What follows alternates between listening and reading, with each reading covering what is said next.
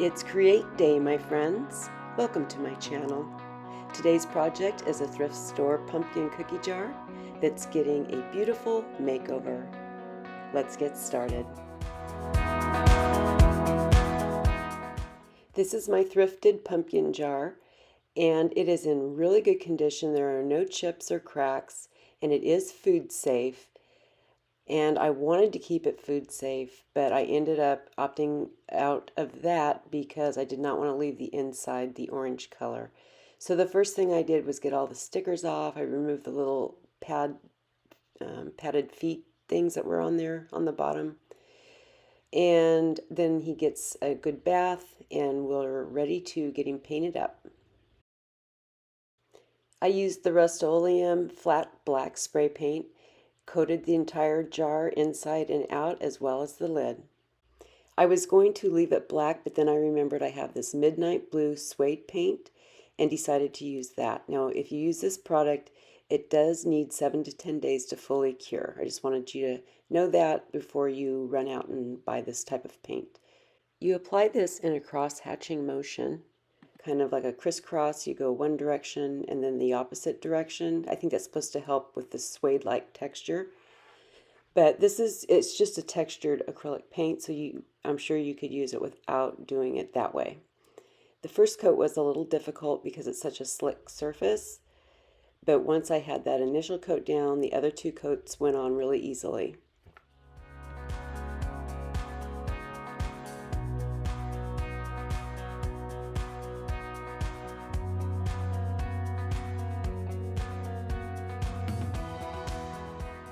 So this is what it looks like just with the one coat. And the next picture is how it looks with 3 coats. That's the lid. So now I want to add some texture to the stem. So I'm taking a piece of napkin. This is like the backing that I've removed from some of the decorative napkins that I use. And I'm cutting it into strips, and I'm just going to twist them up into these little skinny pieces that I can put onto that stem to kind of create that viney texture that the stems have.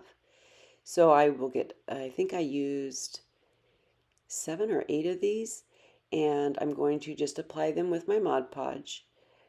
So I go ahead and brush a little bit of that up onto the stem, and then I can put my little twirled up piece of napkin on there, and then go back over it with the Mod Podge to glue it down really well.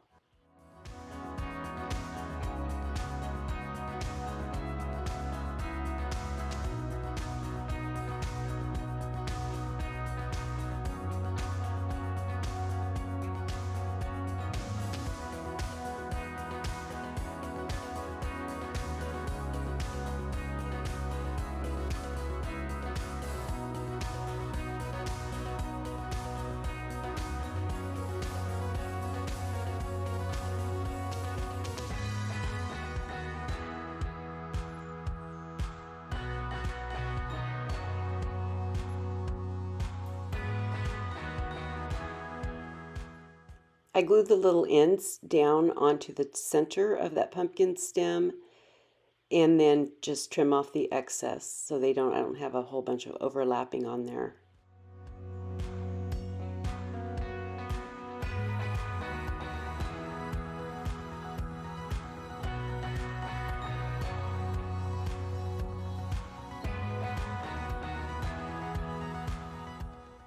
Once I had all those glued on, I let it dry for a little while, and then I was able to go on to the next step, which is using my Mod Podge to apply strips of that napkin over the entire stem, smoothing it down in between all those little ridges that I made.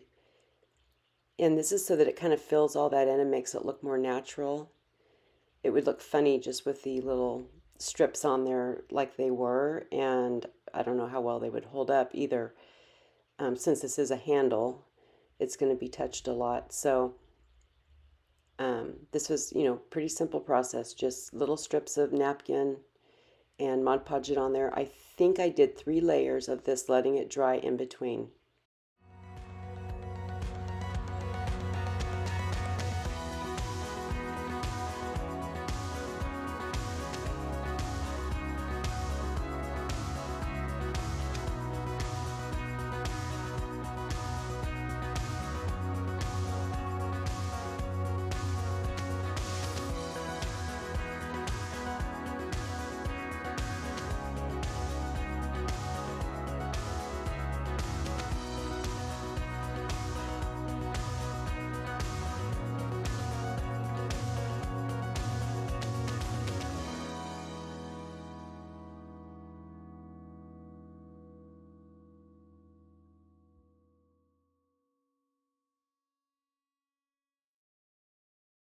Now we are on to making some castings. I'm using IOD's Olive Crest mold for this, and I'm also using their air dry clay.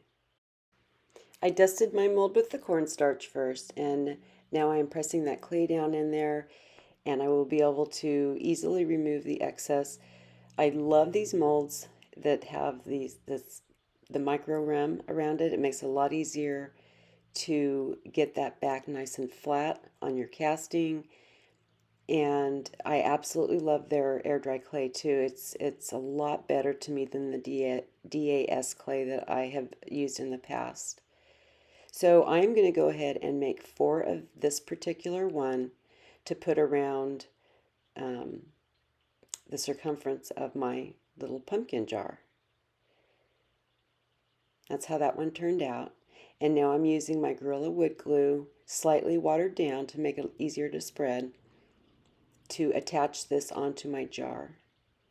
And now with this first mold or casting that I put on here, I went ahead and painted it because I was going to have to step away from this project for a little while, and I didn't want my air dry clay to completely dry before I got the paint on it.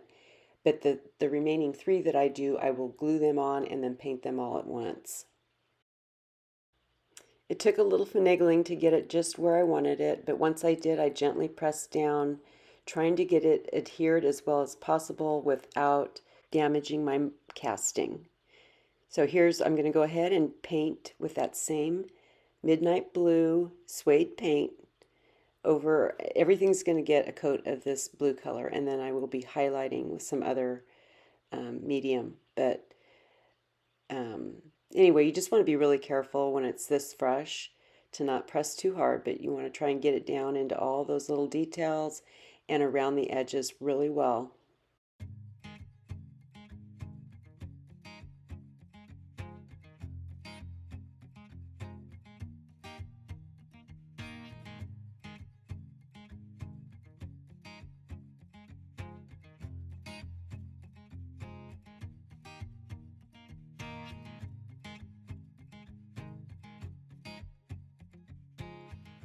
To add the remaining castings and try to get these spaced pretty evenly, I just went on the exact opposite side of that first one and then put the other 2 on, trying to get the same space in between the ends of each casting. They're not exact or perfect. Had to maneuver. See right there, I'm using my fingers to see how much space there is. And since these are flexible too, you have to figure out, well, did I bend the other one up a little more or down a little more? So it's not perfect, but I got it pretty close, and I'm pretty happy with how they turned out. So now it's time to just go ahead and paint the remaining castings on there. And I do believe I did 2 coats and then touch up. And here I'm touching up where I got some of that clay, the residue on your hands that got on my container there. So I just wanted to touch all that up as well.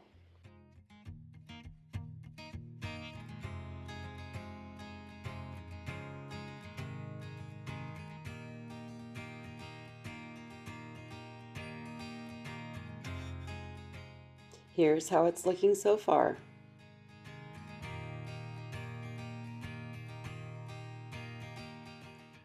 I'm using this Baroque style mold that I got from Amazon. I'm going to use these 2 little feathery ones on the bottom as my leaves.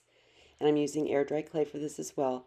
I will leave a product list and affiliate links where I can get them in the description box below.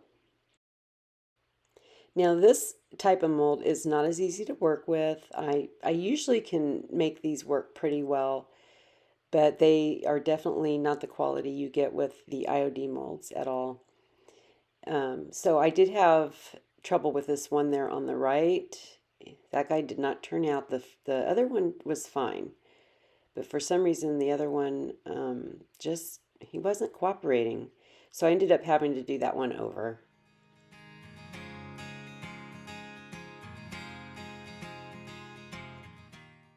You can see here, that one looks fine, but this one not so much. So I had to do him over. And when I got these laid out on here, to me, I didn't like it. They look like seahorses. That's all I could see was seahorses. So I had to do a little surgery. We're going to cut off that rounded part at the top there and give it more of a kind of a leaf shape. So I'm using my X-Acto knife to do this. It wasn't difficult to do. And once I get those trimmed up, I figure out my placement and then I glue them on with the Gorilla wood glue.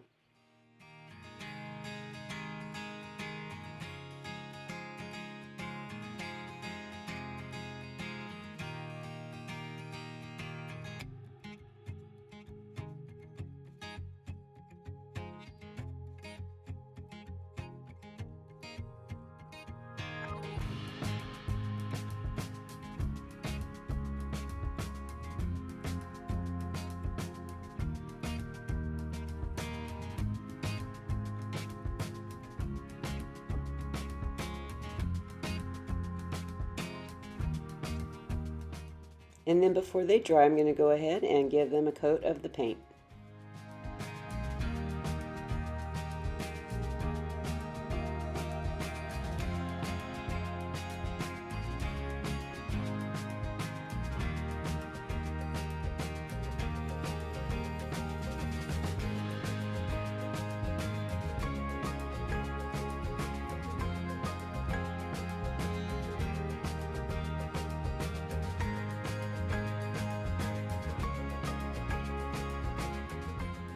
When the stem was finally dry from all those layers of Mod Podging that I did on there, I did go ahead and give it a final coat of the Mod Podge.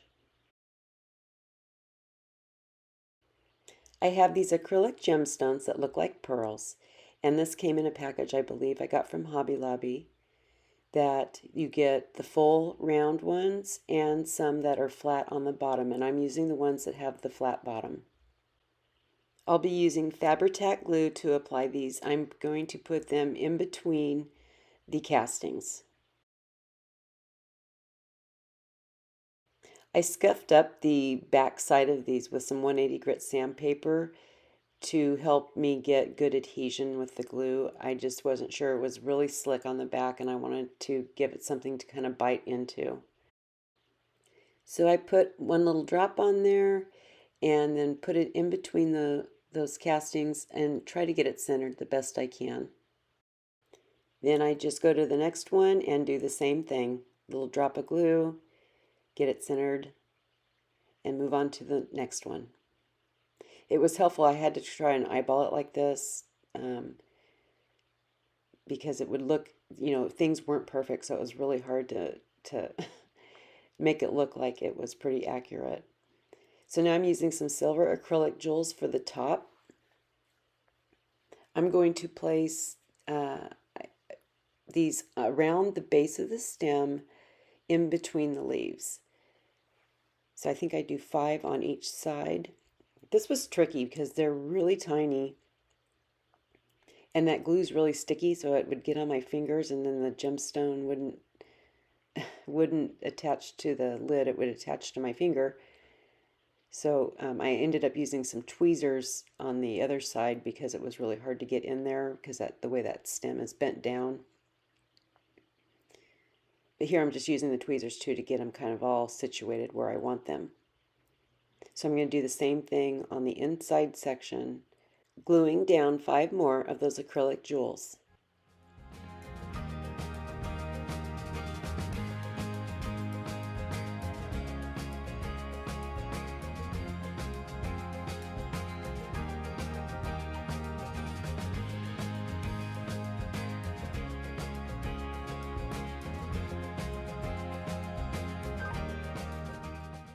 When the glue was dry, I went ahead and painted all of the embellishments. These took a couple of, I think I had to do 3 coats on the pearls and the acrylic jewels on the lid, just because they were, slick surface. It didn't grab on as well, so it just took an extra coat of paint.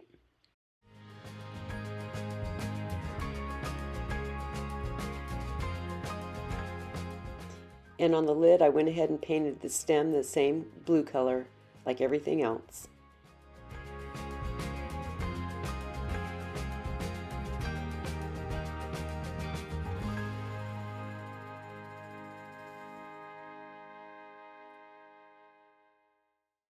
Now I'm using my Jolie's finishing wax in the color black to add some shading into those little recessed areas that define the sections of the pumpkin. I am using a pretty small brush to brush just down in that crevice and then using a dry cloth to wipe it all back. So it just leaves a little hint of darkness in there.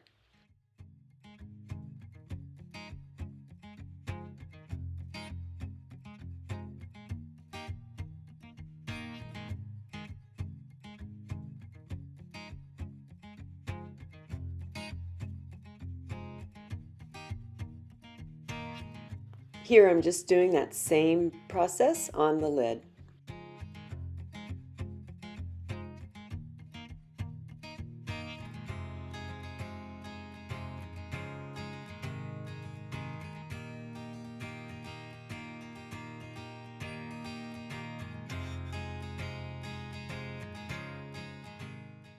Now it's time to add a little magic. I'm using my Gilding Wax in the color Pearl.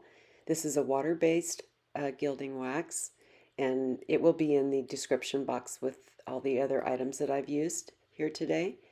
I'm getting some of that onto my finger, trying to not a big glob. I'm just a little bit, because I don't want to overdo it at first. So I actually do go back over this and add a little more, but I didn't want to overdo it and not be able to remove it. So I'm just using my finger to go over all the high spots of the castings and those little half pearls. And I will do the same on the lid with the castings on there and all those little acrylic jewels that I glued on there.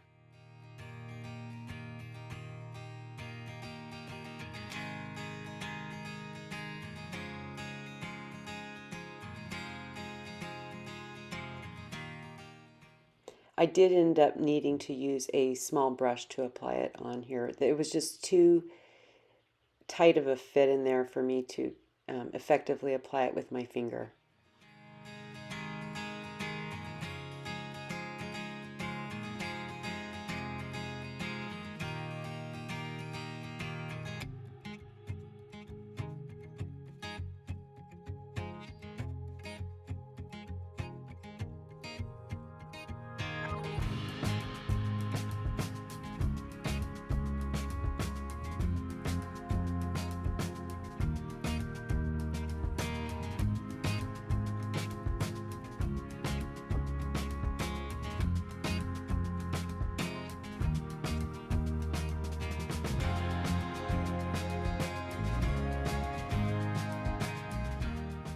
And that's how the lid turned out. But now I need to go ahead and give this bottom its final coat. I don't like to do the final coat and then work on a project. It ends up scratching inevitably every time. So I do that last before I do the clear coat, which I did with the Rust-Oleum Crystal Clear Enamel Gloss. And now I need to add some little foam pads on the bottom. I'm going to apply these with Fabri-Tac glue, even though they are self-adhesive. I want to make sure that they are on there for life. I'm going to add 4 of these to the bottom, and that will protect not only the paint surface from getting scratched up, but since this has a texture to it, it will also protect whatever surface that you're putting this jar on.